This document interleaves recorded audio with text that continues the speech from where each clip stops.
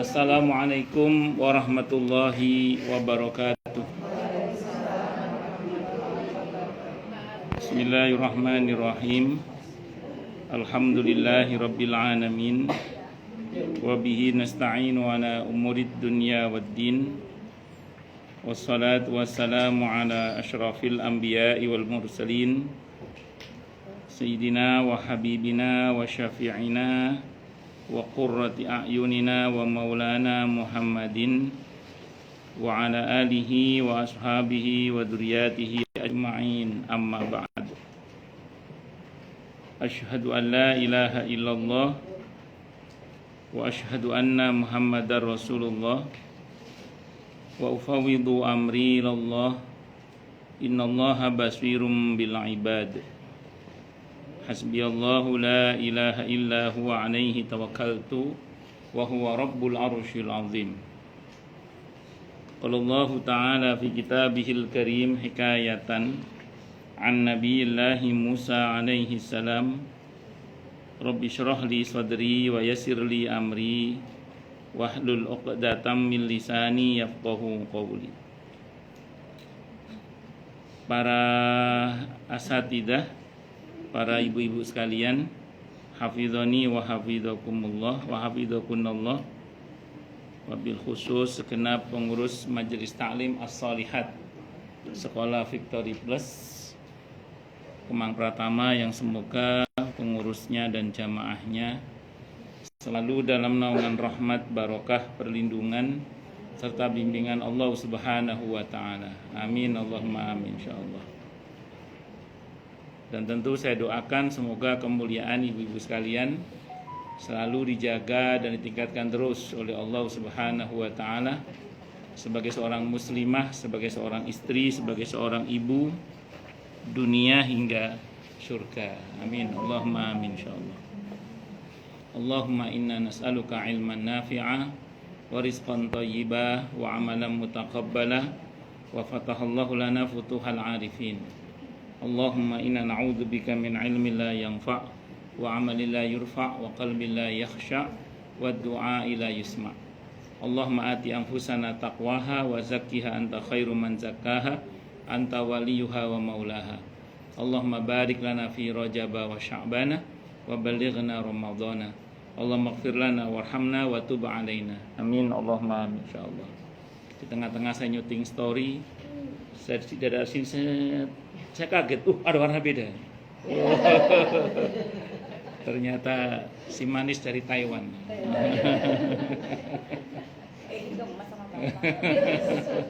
Bener, saya kaget loh, gak nyangka kalau Mbak Ani ada itu. Saya fokus pada kamera, tahu ada yang beda. Saya lihat lagi, ternyata Bu Ani. Biasanya ada kopinya ya Pak. Saya ada kopi, tidak menyadari kehadiran. Nah, sekarang surah apa, Madam? Al-Qiyamah itu surah keberapa? Surah ke-75. Ayatnya 16. Sebelumnya kita doakan adiknya Bu Teni ya. Namanya siapa, Mak Kiki? Rizky. Ya Rizky lah ya. Iya. Iya. Iya. Ya punya adiknya Bu Teni lah ya. Ya, kita doakan semoga ini masuk IGD lagi ini. Setelah ICU bahkan. IGD. Iya, IGD. Di fotonya sih IGD mana? Iya, kita doakan semoga lekas pulih kembali, siha walafiat kembali, panjang umur yang mubarakah dalam ketaatan kepada Allah dan Rasulnya Muhammad SAW. Semoga sakitnya menjadi sebab penggugur dosa-dosanya dan Allah kuatkan dalam kesabaran yang berlipat-lipat. Ala hadiniya sholihah wa ala kulli niyatin sholihah. Syafahullah syifaan ajilan la ba'sa tahurun, syifaan la yughadiru saqaman. Wa ila hadratin Nabi Mustafa Muhammadin sallallahu alaihi wasallam. Al-Fatihah. A'udzubillahi minasyaitonir rajim. Bismillahirrahmanirrahim. Alhamdulillahirabbil alamin arrahmanirrahim maliki yaumiddin. Iyyaka na'budu wa iyyaka nasta'in. Ihdinas siratal mustaqim. Shiratal ladzina an'amta 'alaihim ghairil maghdubi 'alaihim waladdallin. Amin. Bismillahirrahmanirrahim. Surah Al-Qiyamah ayat 16. A'udzu billahi samii'il 'aliim minasyaitonir rajiim. La tuharrik bihi lisanaka lita'jala bih. Inna 'alaina jam'ahu wa qur'anah. Fa idza qara'nahu fattabi' qur'anah. Thumma inna 'alaina bayanah. Kalla bal tuhibbunal 'ajilah wa tadharunal akhirah wujuhun yawma idzin nadhirah ila rabbiha nadhirah wa wujuhun yawma idzin basirah tadhunnu an yuf'ala biha faqirah kalla idza balagatit taraqiya wa qila man raq wa dhanna annahu al-firaq waltafatis saqu bis-saq ila rabbika yawma idzinil masaq fala saddaqa wala shalla walakin kadzdzaba wa tawalla thumabul insanu an yutraka suda alam yakun nutfatan mim mani yumna thumma kana 'alaqatan fa khalaqa fa sawwa فجعل منه الزوجين الذكر والأنثى أليس ذلك بقادر على أن يحيي الموتى. Sebentar, saya buka dulu tafsir Ibnu Katsirnya.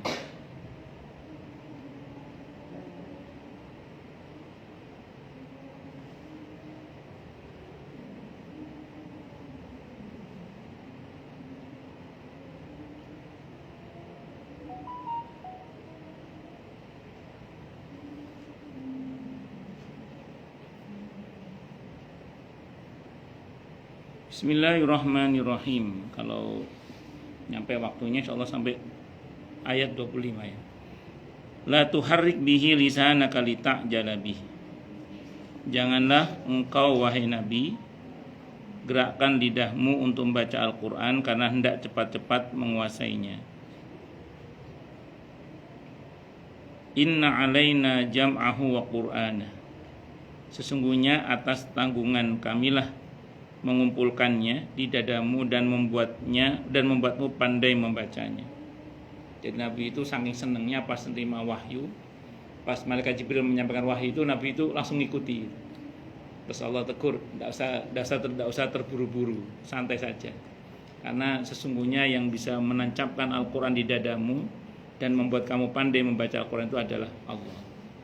Jadi sudah sabar dengerin aja. Makanya kan dalam belajar itu ada teori yang mengatakan dengerin baru catat, dengerin baru catat. Ada yang mengatakan begitu. Tapi kalau jangan tipe orang yang memang bisa nyatat sambil dengerin, dia monggo mawon. Tapi intinya yang membuat orang paham itu sesungguhnya adalah Allah.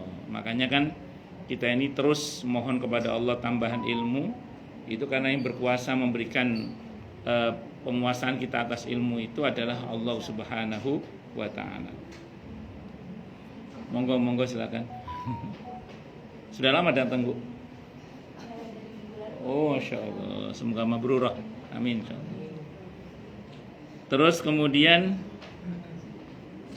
faida qara'nahu fattabi' qur'ana.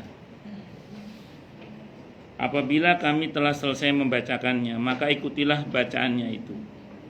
Kalau biasanya di ngaji Al-Quran secara klasikal itu biasanya kan A'udzu billahi minasyaitonir rajim. 1 2 3. A'udzu billahi minasyaitonir rajim. Diikuti gitu ya. Jadi itu namanya klasikal. Jadi Nabi kadang diajari oleh Allah melalui malaikatnya Jibril alaihissalam itu dengan metode klasikal. Jadi dibaca dulu baru Nabi mengikuti. Dan ingatan Nabi bukan kayak kita. Kalau Nabi itu sekali dengar langsung lupa. Langsung ingat. Maaf kalau kita langsung. Dan Nabi itu kata Nabi, saya itu kata Nabi tidak pernah lupa. Waalaikumsalam. Yang ada adalah saya dibuat lupa. Jadi pernah Nabi sengaja dibuat lupa oleh Allah ya supaya sisi kemanusiaannya tampak. agar supaya tidak dituhankan itu. Nah, terus kemudian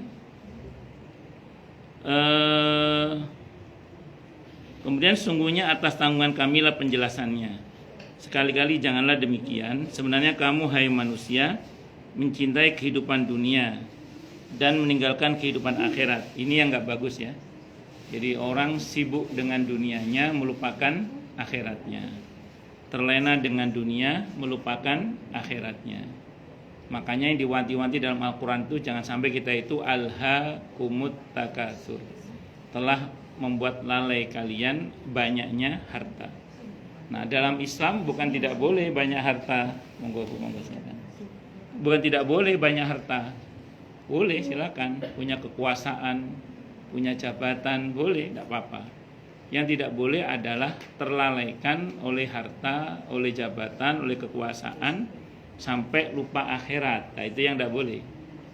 Saya sering sampaikan di sini ya, bahwa Islam itu tidak mengajarkan kita untuk anti dunia, karena tidak ada perjalanan menuju ke akhirat kecuali melalui dunia. Oh, Bu Hanun nggak datang ya? Oh iya, dia lain datang. Sama Bu Via View.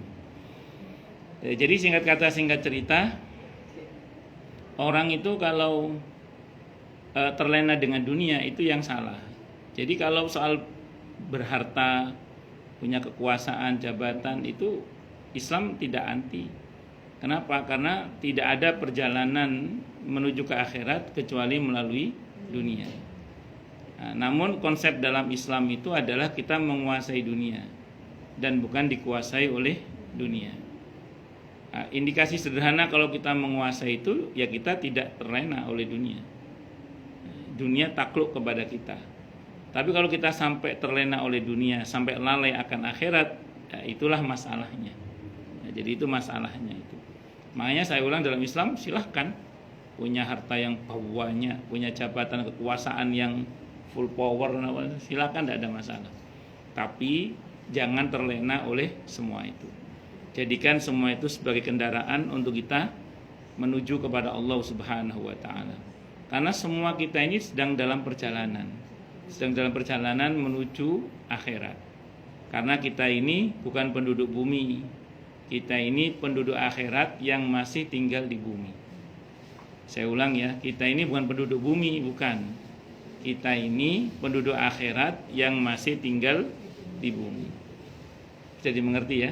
Nah, makanya kalau sampai ada orang yang menjadikan dunia sebagai tujuan, pasti tertipu dia. Wamal hayatud dunya illa mata'ul ghurur. Dan tiadalah kehidupan dunia itu kecuali kesenangan yang menipu. Saya sering contohkan, contoh yang paling sederhana, menipu gula itu manis. Kalau kebanyakan gula, iya bisa kencing manis. Kacang itu ya enak. Ya kacang kan menurut saya sih enak kacang itu. Kalau sendiri nonton drakor habis 2 kilo ya insya Allah. Nah ya insya Allah. Nah ya insya Allah. Asam urat insya Allah. Itu seperti itu. Ya sate kambing itu ya enak, sate kambing. Oh sate kambing muda, wes.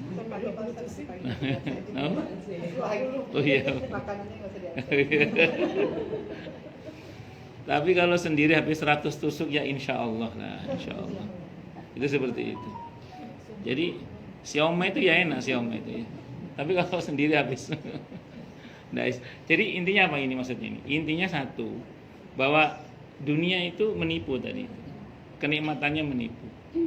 Bahkan kalau kita tingkatkan lebih jauh lagi, kan tidak jarang orang itu tertipu oleh dunia itu ketika kemudian betul-betul dunia yang dia bayangkan akan bisa membahagiakannya. Saya tahun berapa ya? Tahun 2005-an kira-kira itu. Saya pernah mendapat informasi saat itu, saya nonton Jak TV saat itu, saat itu ada berita gini, kurang lebih, mungkin Bu Desi tahu apa enggak, 2005 di mana, masih di Amerika? Iya, itu katanya di Amerika itu banyak dokter-dokter yang ditangkap oleh polisi gara-gara melayani suntik mati katanya saat itu. Dan betul apa enggak Bu? Ya betul ya Bu ya. euthanasia. Betul ya? Ya, tapi Betul. sekarang di sebagian itu udah diperbolehkan Oh, di Oregon. itu tahun 2005 Bu saya dengar. Kira-kira 2005-an lah, 2005-an itu. Itu gara-garanya mereka itu rata-rata orang tua katanya yang minta disuntik mati itu.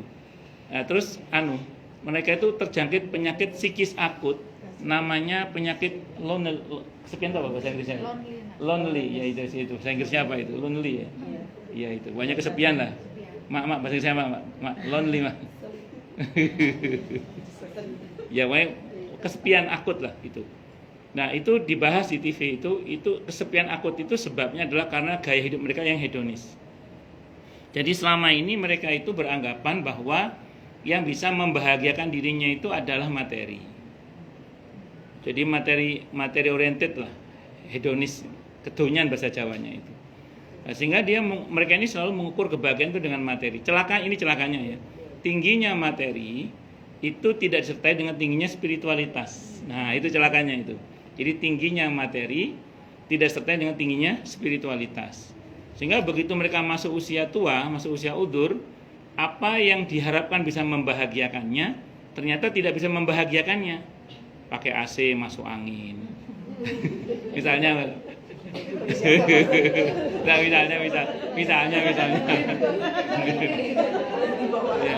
ya, misalnya duduk di sofa empuk ambeien misalnya. Hubungan seksual sudah loyo misalnya. Terus kemudian makan dan mulai pilih. Iya, jadi dia terjebak pada kondisi di mana ternyata materi yang diharapkan bisa membahagiakannya ternyata tidak bisa membahagiakannya. Nah, tidak punya referensi spiritualitas yang cukup. Karena nggak punya. Kalau kita kan bisa zikir, bisa baca Quran, bisa datang ke majelis ilmu. Pokoknya bisa banyak pelarian spiritual kita banyak gitu. Nah, mereka saat itu karena tadi tingginya materi tidak disertai dengan tingginya spiritualitas, akhirnya mereka mengalami kondisi yang disebut dengan kesepian akut itu. Sampai saking nggak tahannya minta disuntik mati itu. Itu betul terjadi tahun itu ya, tahun itu ya. Itu saya nonton di Jak TV saat itu beritanya itu. Kurang lebih 2005-an lah kurang lebih. Nah, jadi singkat kata singkat cerita, hal yang serupa itu bisa terjadi pada kita. Kalau kita melakukan hal yang sama, di mana kita tertipu oleh dunia itu. Makanya saya ulang, harus diingat bahwa bumi ini bukan tempat tinggal, bumi ini tempat meninggal.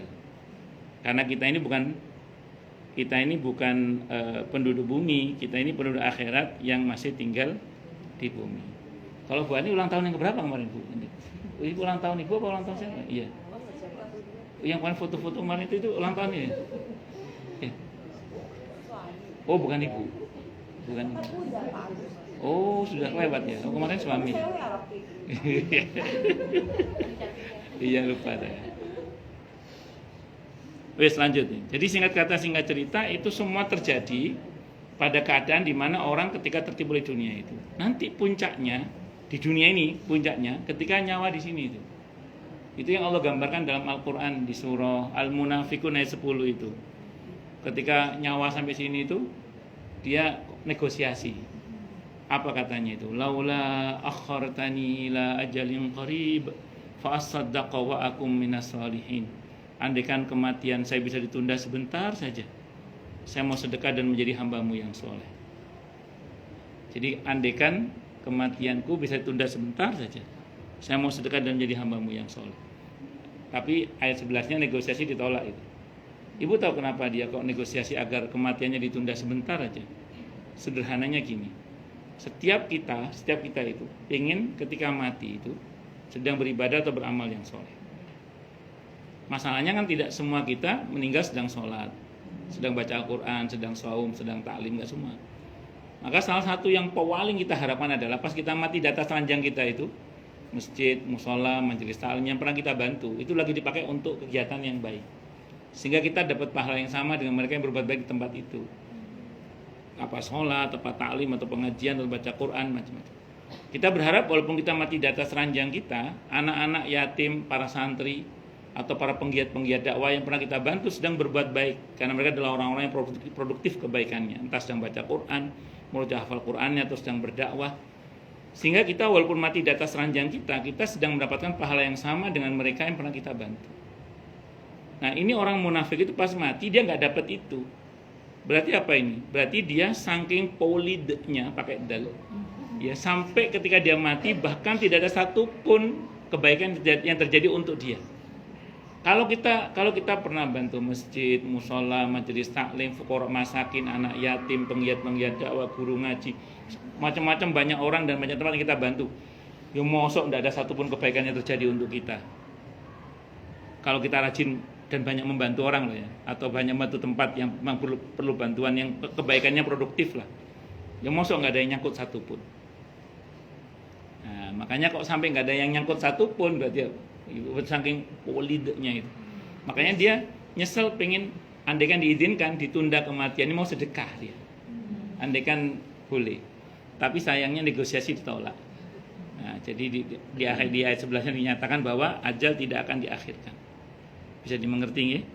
Nah, nanti begitu dia sudah mati, itu lebih menyesal lagi nanti itu.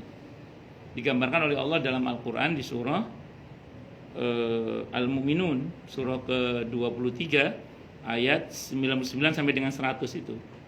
Allah berfirman, "A'udzubillahi samii'il 'aliim minasyaitonir rajim.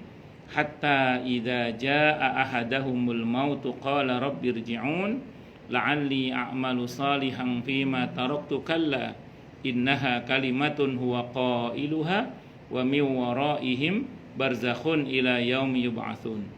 Hingga ketika telah datang kematian kepada salah seorang di antara mereka, yang mati itu ngomong, "Loh, katanya mati Ustaz, kok ngomong?" Ya berarti dia nggak mati.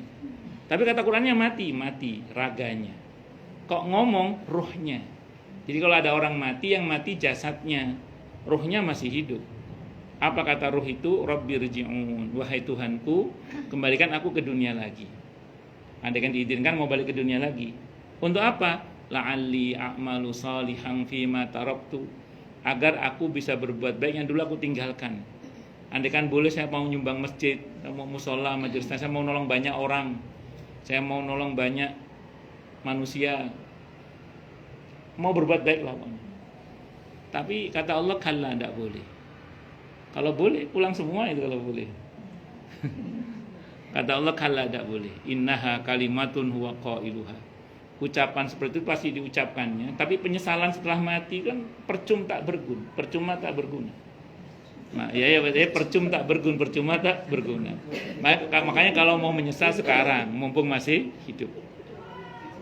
Kalau mau menyesal kapan? Sekarang, mumpung masih hidup. Wa mi waraihim barzakh, dan di hadapan mereka ada barzakh, dinding yang kokoh hingga pada hari di mana mereka dibangkitkan kembali oleh Allah Subhanahu wa taala. Jadi singkat kata singkat cerita, saya ulang tadi ya, kalau mau menyesal sekarang mumpung masih hidup. Itu seperti itu. Pun. Nah, makanya saya ulang ya, ingat-ingat ya bahwa bumi ini bukanlah tempat tinggal tapi tempat meninggal. Dan ingat-ingat kita ini bukan penduduk bumi. Kita ini penduduk akhirat yang masih tinggal di bumi. Dan sifat kehidupan di bumi ini dunia. Dunia itu sifatnya. Dunia dari kata dana artinya pendek sebentar. Berarti apa? Mau atau tidak mau, suka atau tidak suka, dengan senang hati atau terpaksa, semua kita harus lanjut ke alam berikutnya. Namanya alam apa? Alam barzakh. Itu mau atau tidak mau, suka atau tidak suka, dengan senang hati atau terpaksa. Itu kita harus lanjut ke alam berikutnya, namanya alam apa tadi? Alam barzakh. Mau atau tidak mau itu, suka atau tidak suka, dengan senang hati atau terpaksa. Karena memang bumi ini bukan tempat tinggal, saya ulang, tapi tempat meninggal. Bon, lanjut. Sampai mana tadi?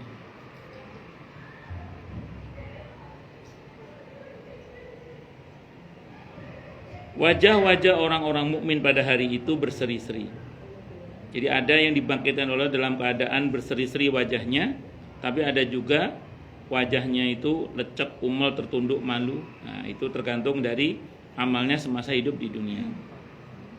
Kepada Tuhannya lah mereka melihat nikmat terbesar surga itu adalah perjumpaan dengan Allah. Dan wajah-wajah orang-orang yang durhaka pada hari itu atau orang-orang yang ingkar pada hari itu muram. Mereka yakin bahwa akan ditimpakan kepadanya malapetaka yang amat dahsyat.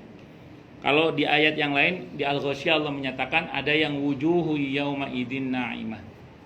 Ada yang wujuhu yauma idzin khasyah. Jadi ada nanti orang itu yang wajahnya sumringah, sumeh Bu, bukan siomay, sumeh. Sumeh. Sumringah, sumeh, ceria gitu. Tapi ada juga yang wajahnya itu lecek, kumel, tertunduk, malu, bahkan cacat. Naudzubillah min syarri dzalik.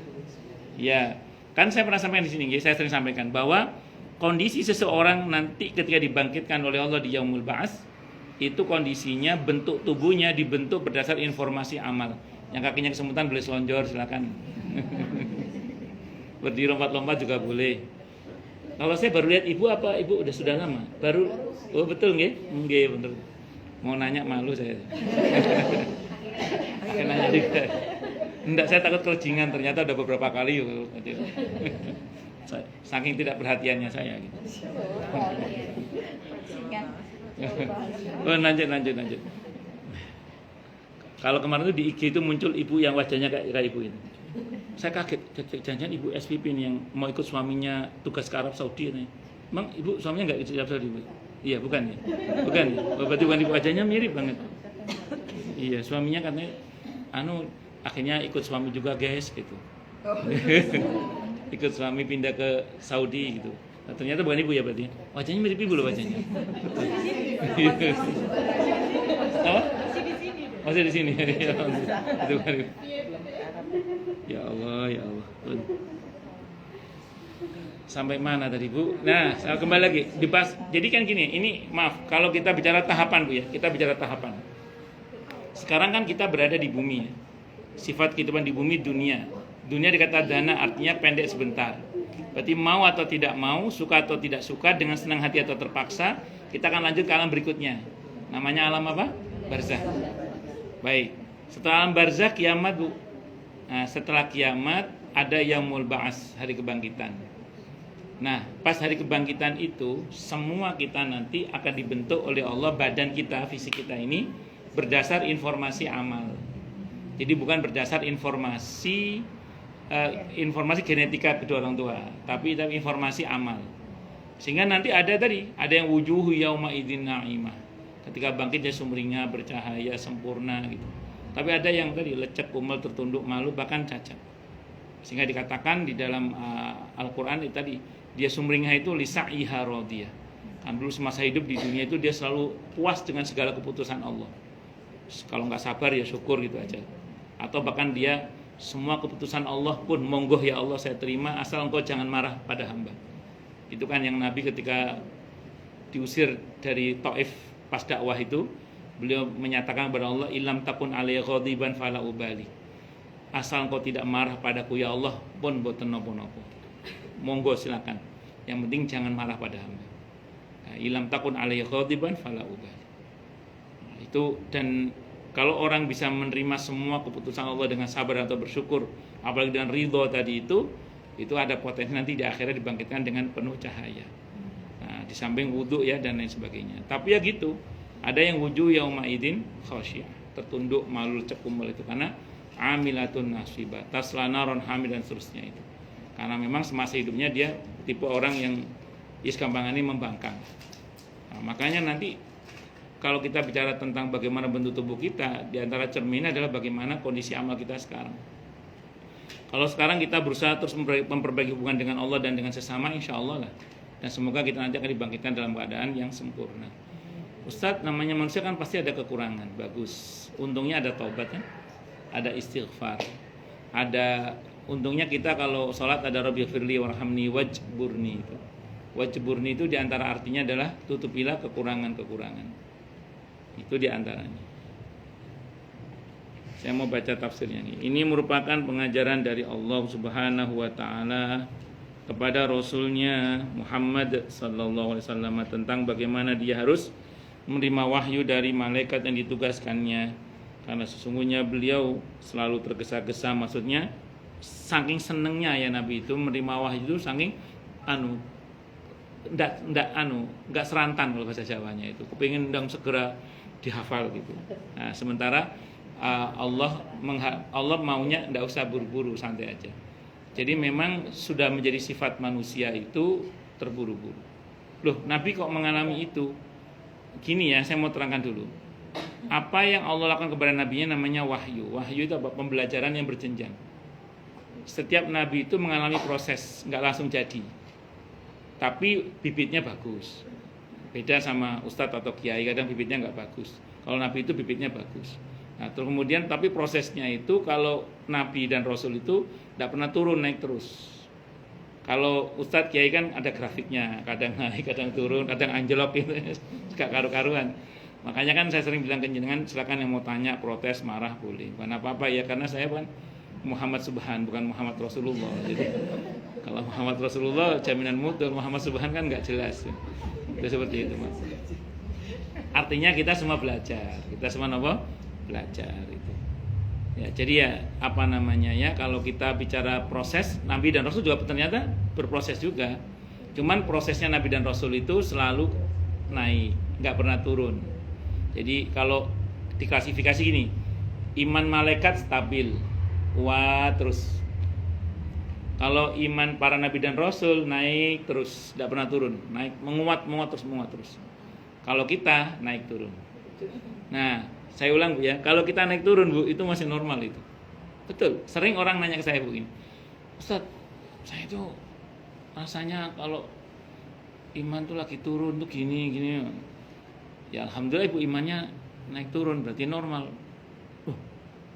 Kok gitu Ustaz? Iya, selama iman kita masih naik turun, itu masih normal. Yang bahaya itu kalau imannya keluar masuk, itu bahaya. Yang ini keluar masuk itu bahaya. Ngerinya pas keluar gak masuk lagi gitu.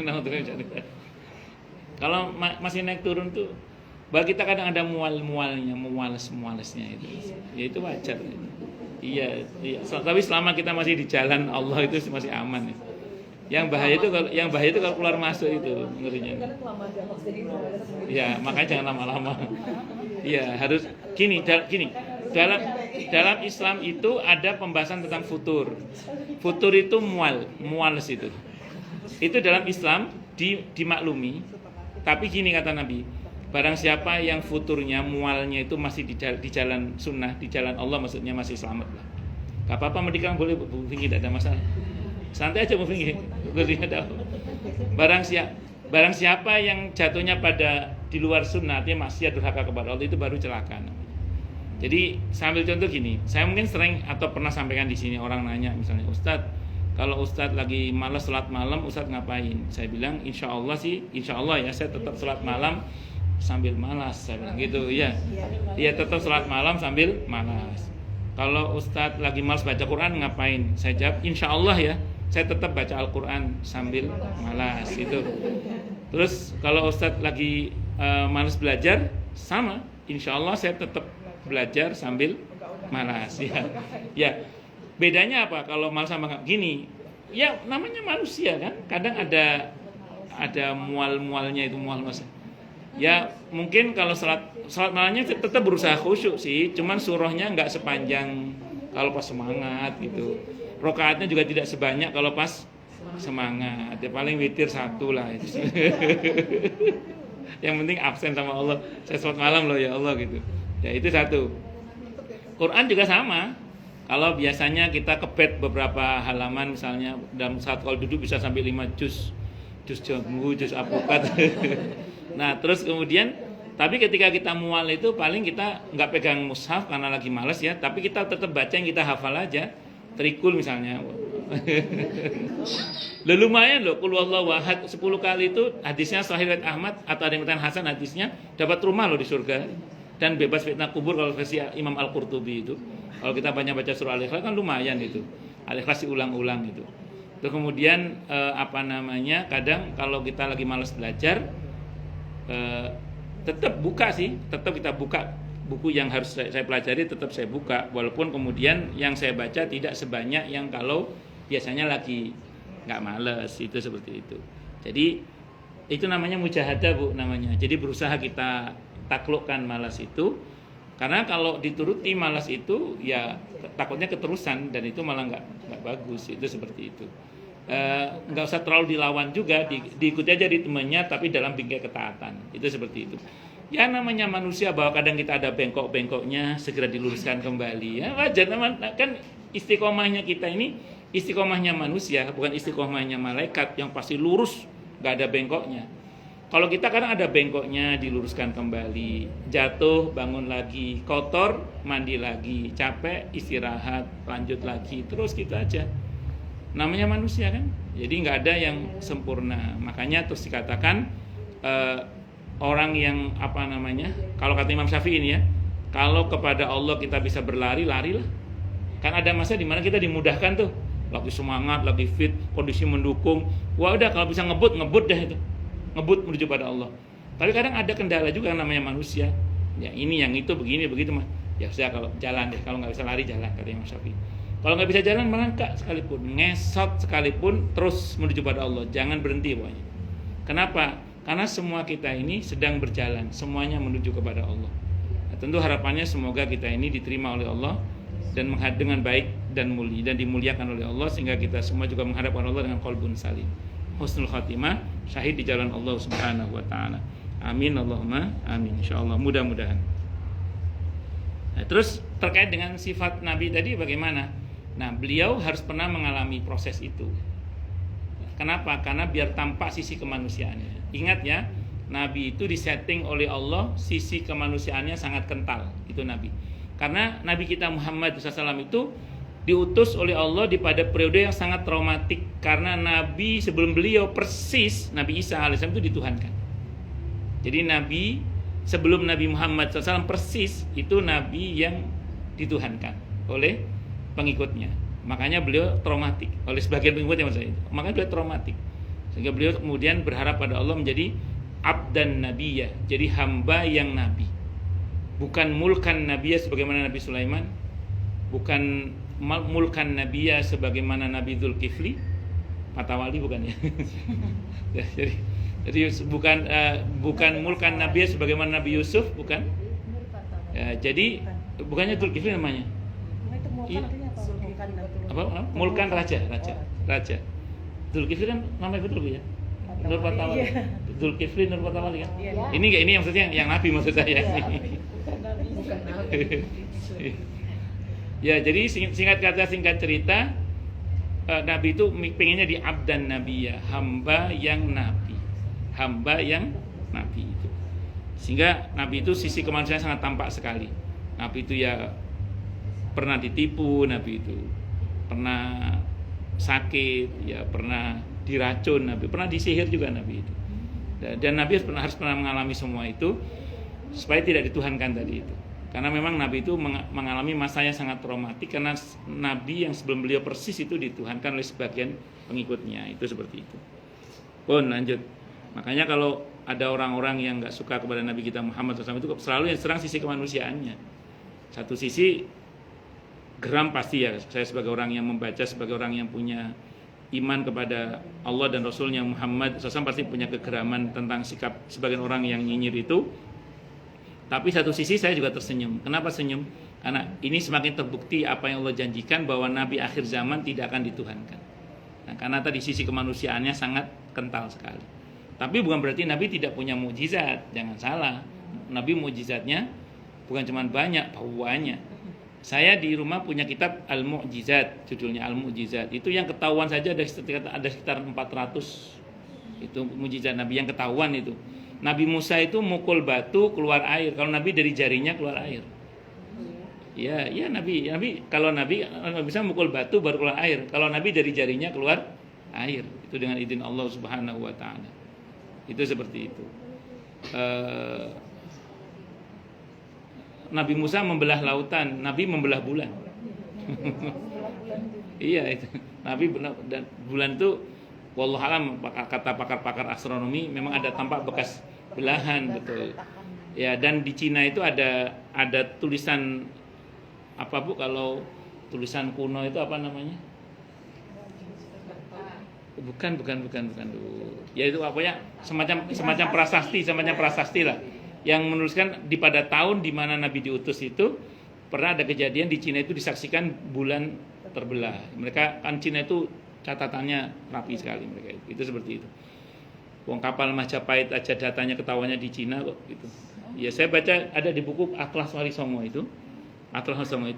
Jadi armada kapal Majapahit yang dikenal kan angkatan lautnya yang sangat kuat.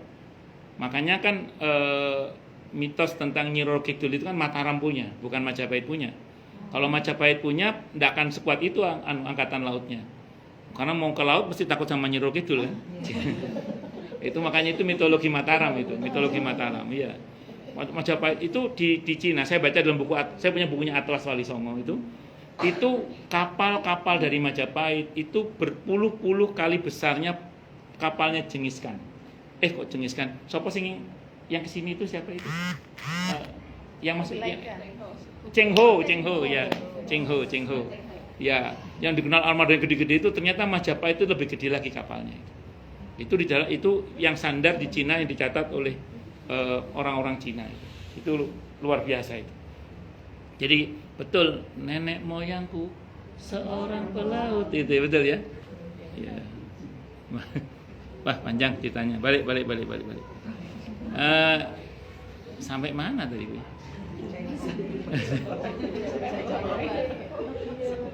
Iya kok sampai sana tadi gue bilang gimana ceritanya ini? Oh mukjizat Nabi kita Muhammad SAW. Ya. Ya wes. Ya 400. Jadi walaupun Nabi sisi kemanusiaan sangat kental sekali, tapi mukjizat beliau sangat luar biasa. Tuh. Jangan dikira nggak punya mukjizat. Maka Allah Subhanahu wa taala memerintahkan kepada beliau bahwa apabila malaikat datang membawa wahyu kepadanya, kepada beliau, hendaklah ia mendengarkannya terlebih dahulu sampai malaikat itu menyelesaikan penyampaiannya, dan Allah lah yang akan menjaminnya untuk dapat menghimpunkannya di dalam dadanya dan memudahkan baginya dalam menyampaikan sesuai dengan apa yang diterima dari malaikat. Jadi kalau bahasa sederhananya, dengarkan dulu baru catat, atau dengarkan dulu baru diikuti. Dan hendaknya lah ia biarkan malaikat menerangkan, menafsirkan dan menjelaskan terlebih dahulu. Maka keadaan pertama ialah menghimpunkan wahyu di dalam dada beliau, keadaan kedua cara membacanya, dan keadaan ketiga mengenai tafsir dan penjelasannya. Jadi kalau kita belajar Al-Quran itu idealnya ya, pertama cara membacanya. Kalau kita namanya apa? Tajwid. Ya, tajwid. Bukan tahsin sebenarnya, yang betul tajwid sebenarnya. Kalau tahsin itu lebih kepada memperbaiki bacaan. Kalau tajwid itu supaya kita bisa membaca Al-Quran dengan baik dan benar. Kalau kelas tahsin yang betul tajwid sebenarnya. Tajwid sebenarnya yang betul ya. Di dalam ulumul Quran, disiplin ulumul Quran itu terminologi tahsin itu sependek yang saya pelajari tapi ya itu tidak dikenal sebenarnya. Ya, tapi yang dikenal itu adalah tajwid itu, istilah tajwid. Saya nggak tahu itu, ya saya nggak tahu. Iya, makanya sebenarnya yang betul itu sebenarnya ya kalau terminologi dalam disiplin ilmu ulumul Quran itu tajwid sebenarnya. Tajwid itu bagaimana kita membaca Quran dengan baik dan benar sebenarnya. Kalau tahsin itu kan dari kata memperbaiki ya, memperbaiki. Bukan hasan itu baik itu apa ya? Ya memperbaiki aja. Kalau tajwid itu tidak hanya baik tapi benar, gitu. Tidak hanya baik tapi benar. Itu tajwid namanya. Nah, dan terus kemudian di samping kemudian dia akan saya sebenarnya lebih suka kalau itu kelas tajwid, bukan kelas tahsin tapi kelas tajwid. Karena itu cara kita membaca Al-Quran dengan baik dan benar.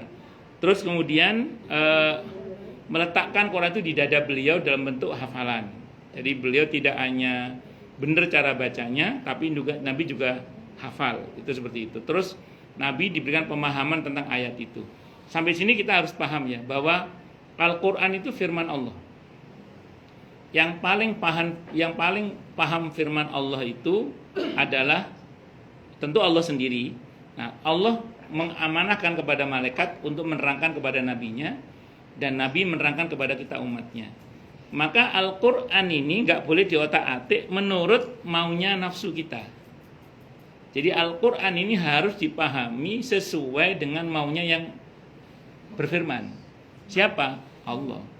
Makanya urutan tafsir itu gini, Al-Quran ditafsirkan dengan Al-Quran, Al-Quran dengan hadis, Al-Quran dengan perkataan para sahabat.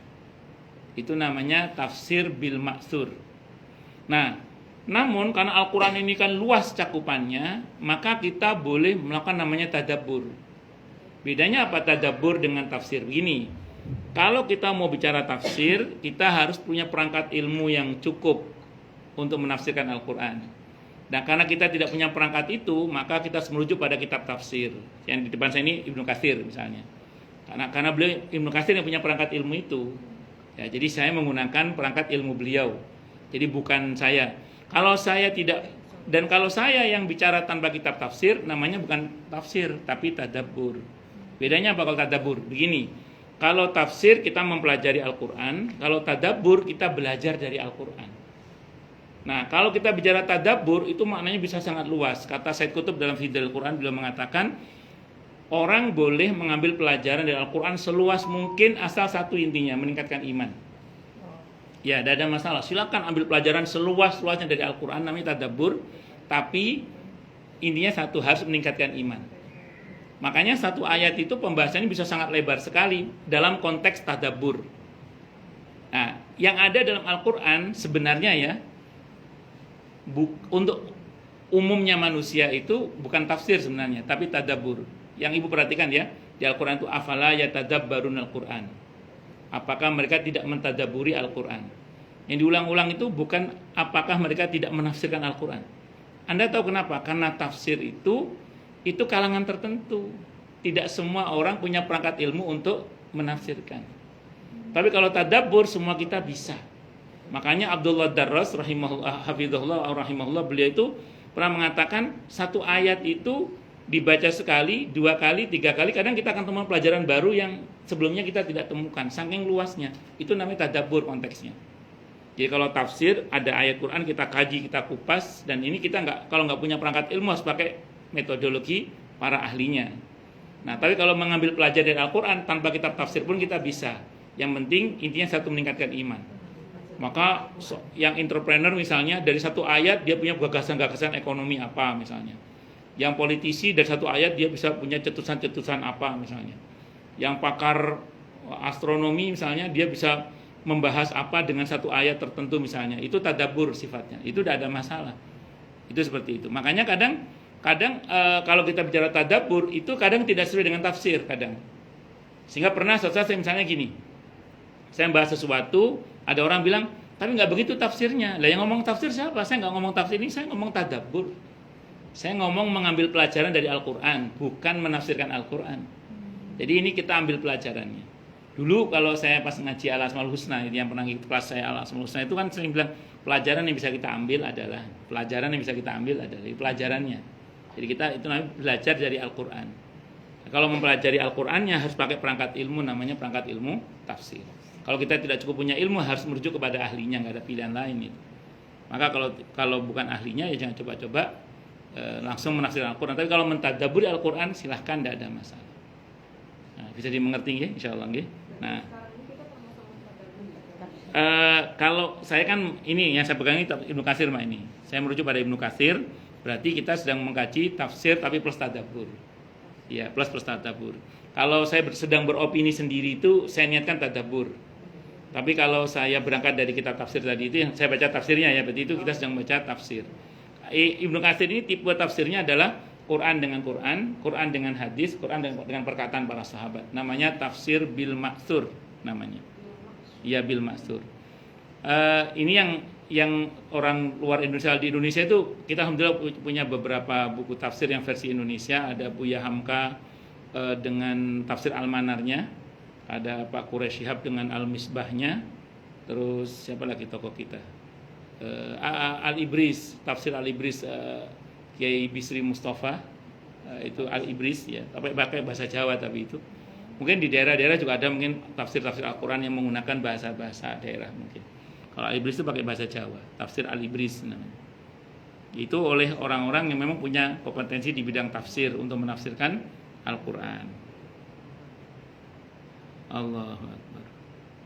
Nah, terus kemudian makanya saya ulang, Al-Quran tidak bisa kita pahami sesuai dengan nafsu kita. Kalau kemudian sesuai nafsu kita, ya berarti apa bedanya kita dengan sebelah gitu yang menafsirkan seenaknya misalnya gitu. Makanya agama ini milik Allah, maka harus diikuti sesuai dengan maunya yang punya agama ini. Siapa? Allah Subhanahu wa ta'ala. Itu seperti itu. Allahu Akbar. Untuk itulah maka disebutkan oleh firman-Nya, la tuharrik bihi lisanaka lita'jala bihi. Janganlah kamu gerakkan Janganlah kamu, ini Bu Irma Yusniati juga nggak masuk ya? Tadi yang datang nggak bisa. Oh nggak bisa. Oh, okay. Nah, janganlah kamu menggerakkan lidahmu untuk membaca Al-Quran karena hendak cepat-cepat menguasainya. Mana yang dimaksud ialah menguasai wahyu Al-Quran diturunkan kepadanya seperti yang disebutkan dalam ayat tadi. Ayat lain melalui firman-Nya, wala ta'jal bil Qur'ani min qabli an yuqda ilaika wahyu wa qur rabbi zidni ilma. Surah Thaha ayat 114. Dan janganlah kamu wahai Nabi tergesa-gesa membaca Al-Quran sebelum disempurnakan mewahyukannya kepadamu. Dan katakanlah, ya Tuhanku, tambahkanlah kepadaku ilmu pengetahuan.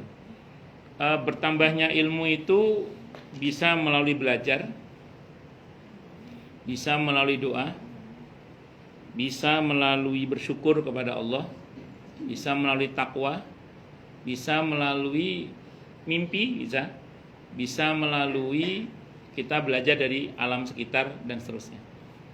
Yang pertama melalui doa. Jadi kalau melalui doa ini tadi kita diajar doa Allah Rabbi zidni ilma. Nabi setiap subuh berdoa Allahumma inni as'aluka ilman nafi'a wa rizqan thayyiba wa amalan mutaqabbala. Nah, jadi kita mohon ilmu dan pemahaman kepada Allah. Yang kedua tentu ilmu yang bermanfaat. Yang kedua dengan takwa. Dengan takwa kita bisa mendapatkan ilmu. Di surah Al-Baqarah ayat 282 Allah berfirman, wattaqullaha wa yu'allimukumullah. Bertakwalah kalian kepada Allah, maka Allah akan ajarkan kepadamu ilmu pengetahuan. Jadi orang itu kalau bertakwa akan dibantu oleh Allah untuk mendapatkan tambahan ilmu, insya Allah. Itu ketiga tentu dengan belajar seperti biasa.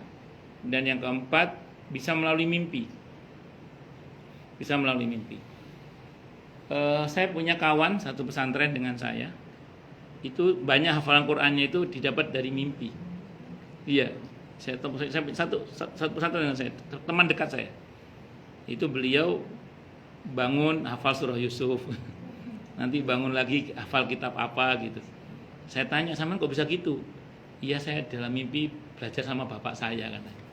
Jadi bapaknya datang dalam mimpi belajar sama bapaknya. Ya bisa begitu, bisa. Ya dengan izin Allah bisa. Dengan izin Allah bisa. Nah, itu real teman saya sendiri. Jadi teman satu pesantren dengan saya itu sering gitu. Ya, saya kurang tahu. Memang anaknya baik sih, anaknya baik, jaga wudhu, dermawan anaknya. Baik, masya Allah. Itu sering. Ya nanti kalau ibu datang kedatangan saya ngaji. Cuman saya biasanya kalau dalam mimpi agak nakal. Jadi, ya karena saya kan, mimpi kan, kalau mimpi kan bebas hukum, sakarep-karep tuh. Saya itu sering loh kalau mimpi itu sadar, paling mimpi. Masa saya ketemu sama Bu Desi kan nggak mungkin, pasti mimpi ini. Bercanda begini. Desi Ratnasari maksud saya. Kalau Bu Desi ini wajar. Bu Desi ini. Bercanda. Nah, tapi tidak, saya serius. Jadi ada ilmu melalui mimpi itu ada. Terus kemudian bisa juga melalui kita ambil pelajaran dari alam. Dari alam. Kita bisa banyak belajar dari alam. Kalau di Al-Quran dicontohkan itu Qabil ketika bingung ketika Habil sudah dibunuh kan dia bingung, terus Allah kirim burung gagak yang menguburkan temannya itu. Disitulah dia baru dia ngeh begitu cara menguburkan orang yang sudah mati. Jadi itu kita belajar dari alam ya. Jadi semua media untuk kita menambah ilmu bisa. Makanya kan sering kalau kita jalan-jalan yang sudah lama belum jalan-jalan lagi ya, itu bercanda. Nah itu sering saya bilang ditata niatnya supaya perjalanannya tidak dilaknat oleh Allah, supaya diberkahi oleh Allah.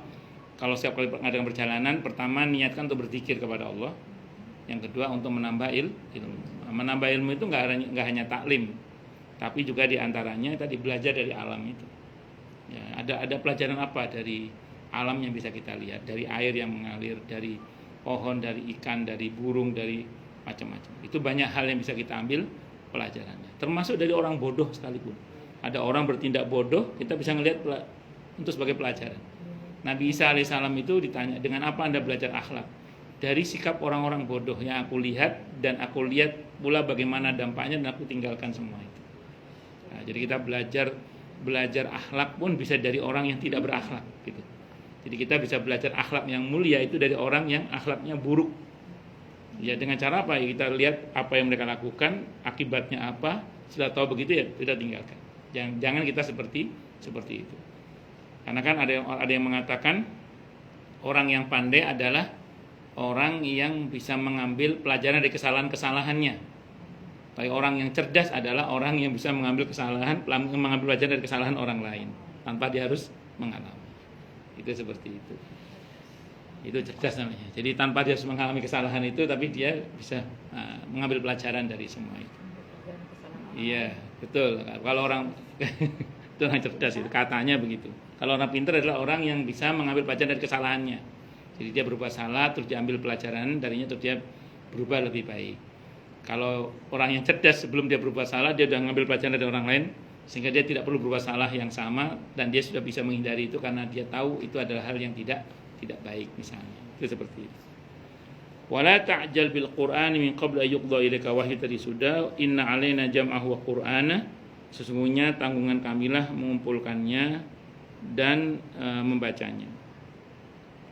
Wa idza qara'nahu fattabi' qur'ana, dan apabila kami telah selesai membacakannya, itu apabila malaikat telah membacakannya kepadamu dari Allah Subhanahu wa taala, maka ikutilah bacaannya itu. Jadi ini namanya klasikal ya.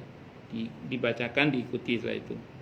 Yakni dengarkanlah terlebih dahulu, kemudian bacalah ia sebagaimana yang telah diajarkan kepadamu. Summa inna alaina bayana, kemudian sungguhnya atas tanggungan kamilah penjelasannya, nanti Allah yang akan menjelaskan. Itu ada orang tidak sholat tapi dia baik.